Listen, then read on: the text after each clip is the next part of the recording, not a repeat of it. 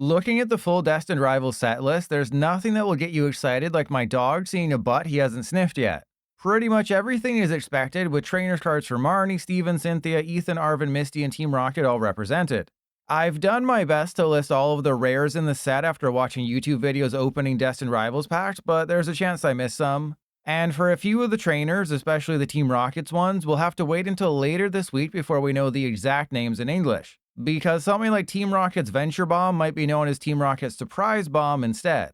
The only interesting inclusions in Destined Rivals are Rabska EX and TM Machine, two Japanese gym promos from October 2024. Because of Rabska EX, we're also getting a reprint of the Relor from Surging Sparks where it's trying to look at its balls. I imagine this is due to the fact that we got Garganacl EX in the Stellar Crown without a Nacli or Nactyl stack, meaning it was completely useless in a pre-release. Rabska EX is still useless regardless of how many Relor you play, and TM Machine is like saying ATM Machine. This card would have been perfect for Rotom V-Star if it had been released prior to rotation. It didn't, so now it just kinda exists. On the flip side, the biggest missing card from Destined Rivals is Psyduck. It was always a long shot considering it's a gym promo in Japan and those seem to take 6 months to release in English, but this is one of the most impactful cards ever printed. Put Psyduck into play, now Dusclops and Dusknoir can't use their abilities to blow themselves unless someone has a Klefki in the active. Now that it's not in Destined Rivals, and our only set before Worlds in August are the Unova-focused Black Bolt and White Flare, there's a very good chance Psyduck is banned at Worlds just like Petrarant was last year. Something could change in the next couple of months, but as things stand, the Japanese meta and our meta will be completely different due to the non-existence of Psyduck. It's also worth pointing out that we're still missing a few Professor's Research Arts in English and like one Black Belt's training. It stands to reason that we'll get Juniper and Black Bolt and White Flare, but who knows when we'll get the other three. With all that fun stuff out of the way, let's take a look at all the cards from Destined Rivals you should be crafting in Pokemon TCG Live. Because this is our second and probably final set with trainers cards, I'll be starting there and working my way down just like it's a foot. The best thing about the Team Rockets cards are the trainers. The worst thing is that most really only work in a Team Rockets deck, and those haven't been performing well in Japan. Still, you absolutely want 4 copies of the best one, Ariana Grande. If all of your Pokemon in play are Team Rockets, you drop to 8 cards in hand. That's absolutely insane and will remind boomers of Lily from back in a time when you could use supporters turn 1 going first. Unfortunately, if you have a Pheasantipity or Squawkabilly or Clefairy in play when using Ariana, it only draws you up to 5. So tell PDCGL not to have that as your only Pokemon in your opening hand. Elsewhere, you want 2 copies each of Archer, Giovanni, and Proton. Giovanni is Prime Catcher, except your active and your Pokemon you switch it with has to be a Team Rockets Pokemon. And Archer is a Shuffle Draw 5 for you and Shuffle Draw 3 for them if one of your Team Rockets Pokemon was just knocked out, making it almost like an unfair stamp. Then we have Proton, who can work on turn 1 going first. Proton simply grabs 3 basic Team Rockets Pokemon from deck and puts them into your hand. Yeah, like I said, these are all busted and would make you think a Team Rockets deck would be Tier 1 BDIF. The reason you only need 2 of those other supporters is because of Team Rocket's Receiver. Play this item, go get any Team Rockets supporter from deck. Yes, it's another S-tier Team Rockets trainer. Get 4 of these and laugh at your opponent as you never struggle to find a supporter. Finally, we have Petrol. While he looks like he wants to trade you a Haunter holding an Everstone, he does have some usefulness. Basically a reprint of Skyla, Petrol gets any trainer card from deck. The advantage over something like Arvin is that Petrol can grab a supporter for next turn or a stadium in addition to a tool or an item. The disadvantage is that it just gets 1 card. Some Gardevoir decks in Japan are running 4 Arvin and 2 Petrol, so I suggest getting 2 just to have them. If you thought that was the end of the goated Team Rockets trainers, think again. Get at least 2 copies of Team Rocket's Watchtower. This shuts off all colorless Pokemon abilities, meaning it can slot into any deck that doesn't rely on them like our Chaladon or Dragapult. If you go first and get a Watchtower to stick, they can't use Fan, Rotom, or Squawkabilly EX. And if it sticks for turn 2, they can't use Noctowl or Pidgeot EX. If you want another insane Team Rocket stadium, visit the factory. If you played a Team Rocket supporter that turn, you can activate the factory whenever you want to draw 2 cards. So Giovanni is now a Prime Catcher and draw 2. Or Ariana is that draw up to 8, and if you get a factory off of Ariana, you can put it down and draw 2 more. Craft 3 factory, just keep in mind that it's pretty much going to be reserved for Team Rockets decks. Finally, we have this mixed bag of Team Rockets cards. If you're playing a Team Rockets deck, you want 4 copies of the Energy. Attach it to a Team Rocket's Pokemon, it provides 2 in any combination of Psychic and Darkness energy. You'll want 4 copies of this if you have any aspirations of playing a Team Rocket's deck. Elsewhere, you can completely skip the Evil Delivery Drone, which is one of the most useless cards ever printed. And believe it or not, the Great Ball hasn't really seen play in Japan. Sure, it's a capturing aroma for Team Rocket's Pokemon, but Nest Ball and Ultra Ball seem like the better options overall rather than relying on a coin flip. Last but not least, Team Rocket's Surprise Bomb, which is actually only useful outside of a Team Rocket's deck. Flip a coin and you either put 2 damage counters on one of your opponent's Pokemon or 2 damage counters on your active. 2 heads and a Badoo is KO'd. Or our Chaladon can flip 1 heads and put Raging Bolt in range. Or our Chaladon can punch itself in the face for 2 damage counters, then Monkey Dory it to the other side. I personally want 4 of the bomb, but 3 seems to be the magic number. Now we move to the Team Rocket's Pokemon. And the best among them isn't Mewtwo EX, but actually Spidops. 30 damage times the number of Team Rocket's Pokemon you have in play means it can reliably do up to 180 damage per turn. And that can increase to 240 with Area Zero and Terra. That's good, but the ability is what pushes it over the edge. Once per turn, it can attach an energy from the discard pile to itself. This makes it the perfect partner for Mewtwo EX, meaning you'll want a full 4/4 line. As for Mewtwo EX, while it hasn't dominated in Japan like we all hoped, it's still a strong card. It's a 280 hit point basic that can deal up to 280 damage if you discard 2 energy from your bench Pokemon, which is where Spidops comes in. Problem is, you have to use Team Rocket's energy plus Energy Switch or Counter Gain to launch Mewtwo's attack. Not only that, it requires 4 Team Rocket's Pokemon in play to attack at all. Compared to something like Raging Bolt, which can do 350 or more damage fairly easily, Mewtwo needs a lot more to do no more than 280. Regardless, if you want to build this deck, get 2 copies of Mewtwo for 1200 credits on live. Then we come to the one-ups. Articuno is simply amazing, protecting all of your basic Team Rocket's Pokemon from effects of attacks. While this does stop something like Roy Moon EX's one-hit KO move, mostly it's just to protect your low HP Tarantula and Mimikyu from Dragapult's damage counters. As for Mimikyu, while it can attack for a Team Rocket's energy, it's not solely reserved for a Team Rocket's deck. For a Psychic and a Colorless, it copies any attack of your opponent's active Terra Pokemon. While there's several that it can copy like Hydreigon and Charizard, Dragapult is the top choice. And with a Lily's Clefairy in play, this 60 hit point single prizer one-shots Dragapult. So don't be surprised to see this thing pop up everywhere as a great counter card. Then there's Wobbuffet. You can skip this one if you want, though it does make Mewtwo more threatening. If your Mewtwo takes a large amount of damage from, say, Dragapult EX, you can switch into Wobbuffet, attach a Team Rocket's energy, then move all that damage from Mewtwo to their active. Not game-breaking, but still useful in certain situations. Coming in the rear, there's the Crobat EX line. By evolving into Golbat from hand, you can put 2 damage counters on one of your opponent's Pokemon. And by evolving into Crobat from hand, you can put 2 damage counters on 2 of your opponent's Pokemon. While a version with Spidops exists, the most successful build in Japan pairs Crobat with Dragapult. The Dragon already spreads damage counters like their cheeks, and the Crobat line just lets you open them even wider. A 2-2-1 line of Crobat is the typical way to play it, so I'd stick with that and maybe craft a second one if you find Live is prizing that lone copy way too often. Then there's the leftover Team Rocket's Pokemon that aren't 100% worth crafting unless you're like me and enjoy whacking off in front of people on the internet. If Arbok's in the active, your opponent can't play any Pokemon from hand with an ability. TM Evolution gets around this for something like Dragapult, or they can just gust away the Arbok, but it's still potentially annoying paired with Alakazam or Iron Thorns or a hit-and-run deck. While it's not as powerful as Weezing from the Sun and Moon days due to it being a Stage 2 and requiring 4 energy to attack, Tyranitar is still interesting. Put it in the active, and between turns, all of your opponent's basics take 2 damage counters to the face. If it had a 3 energy attack cost, this could be really good. As it stands, I think it'll be in the category of almost, but not quite. Speaking of Weezing, put the new one into play and you can deal up to 280 damage for a Team Rocket's energy with Area Zero. It's absolutely a road deck and one I'm excited to try, but it seems like prizing and dead drawing could be a major issue. Thanks to the existence of 5 different Team Rocket supporters, Porygon Z has a damage potential of 400, though you do have to dedicate 20 slots in your deck to them. I've said it before, it's not cheating if you thought her twin sister was her.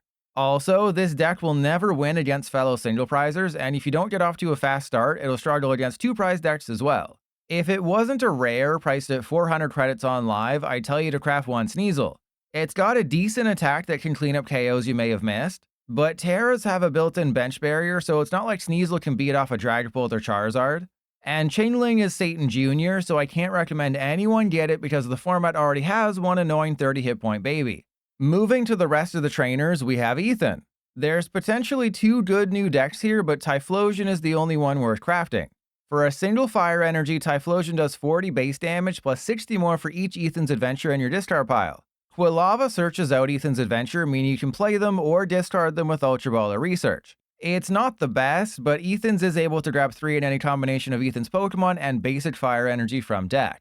What keeps Typhlosion away from prizing issues is Redeemable Ticket. If you find out 1 or more Ethan's is prized, exchange that ticket and swap your prizes with the top cards in your deck. And while a 280 damage cap might seem worrisome, Victini can boost Typhlosion's power, and Gravity Mountain can put Dragapult EX down to 290 hit points. Get a full 4/4/4 line of Typhlosion plus 4 Ethan's Adventure. Then we have Ethan's Matargo with Ho-Oh EX. I really thought this was going to make waves like a cat in a bathtub, but it's just been okay so far in Japan. For 3 fire energy, Matargo can discard up to 5 energy from itself, dealing up to 350 damage in the process. Ho-Oh EX's ability accelerates 2 fire energy from hand to one of your benched Ethan's Pokemon, making them great partners. Whether it's Slugma having 80 hit points, putting it out of Poffin range, or the deck being so energy hungry, at least for now it's fallen out of must-craft territory. I'll still build a deck around it and play it live on Twitch, but you can let me be the guinea pig and then decide for yourself.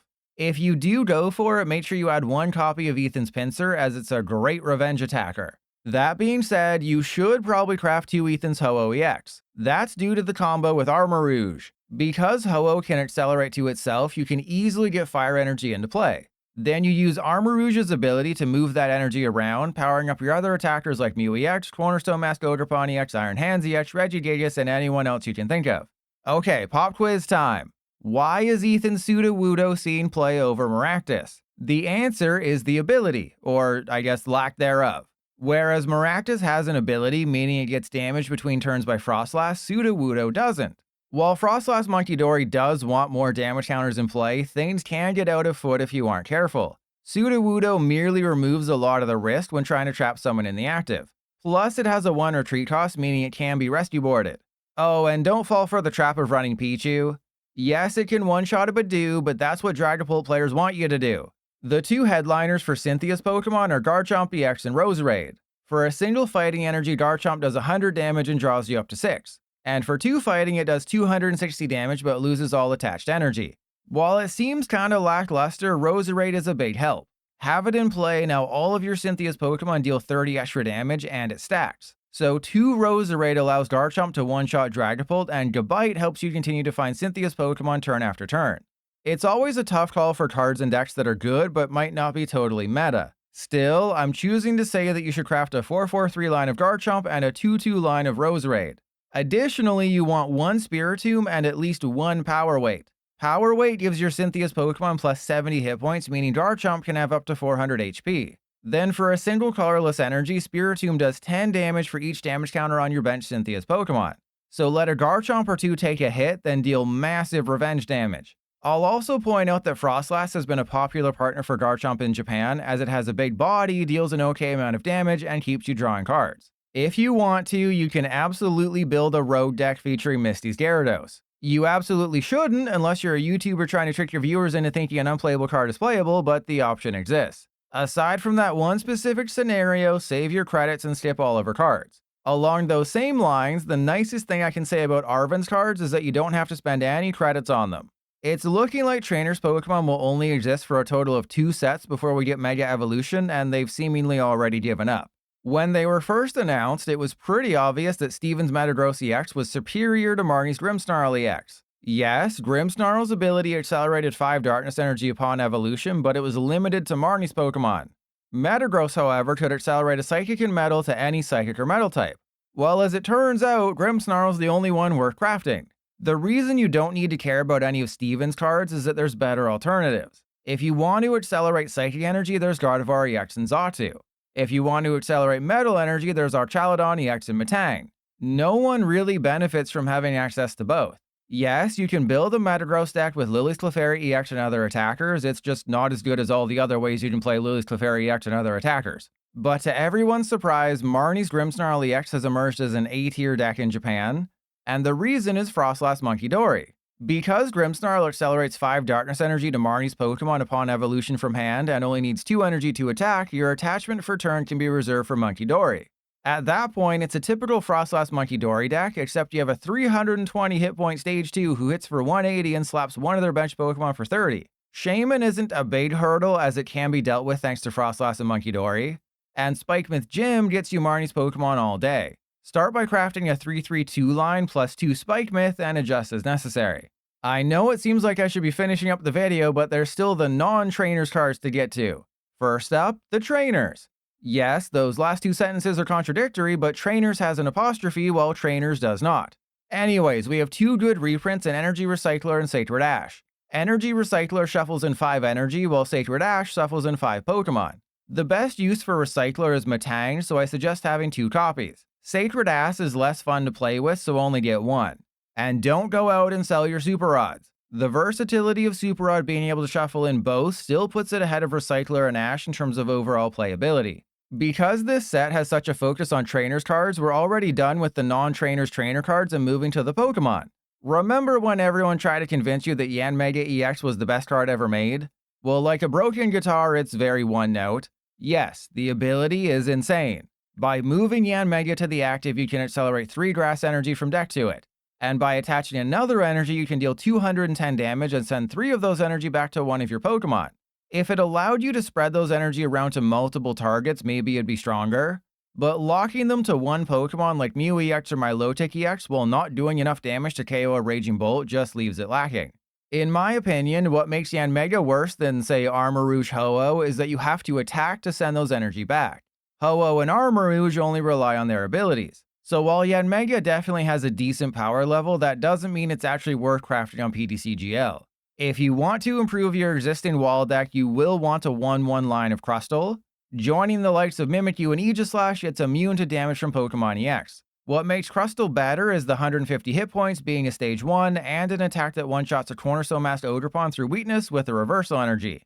Making a solo Crustle deck is risky, especially with the 3 energy attack cost, but slap some luxurious tapes in there, giving it 250 hit points, and watch the concedes roll in as you laugh your way to Master League.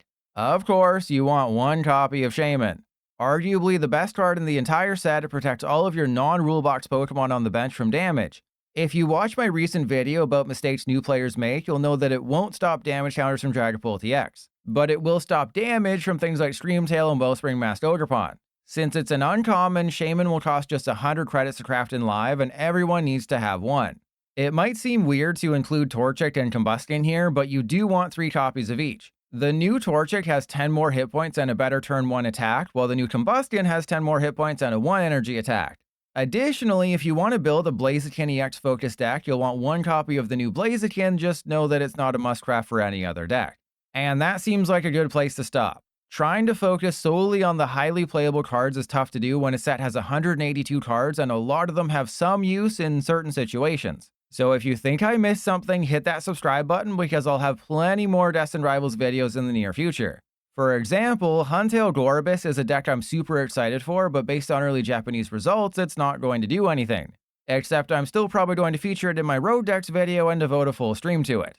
Alongside Destined Rivals on May 29th, there will be a brand new Battle Pass in Pokemon TCG Live giving out 2 new free decks. As someone who's been stuck in this hell known as PTC jail for over 3 years, I can make an educated guess on what they'll be.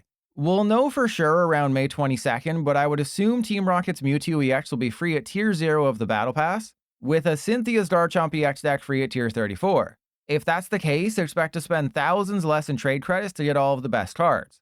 As a reminder, you won't be able to craft over-numbered cards from Destined Rivals until November 29th, so any full arts or illustration rares will either have to be pulled from packs or given away for free by the game in order to use them before the 6-month ban ends. All in all, you should expect to spend around 17,000 trade credits for every good card in Destined Rivals. Though again, that will be reduced by quite a bit if the Pokemon Company is kind with the free decks. For those who don't know, each trainer is an uncommon, meaning they're 100 credits each.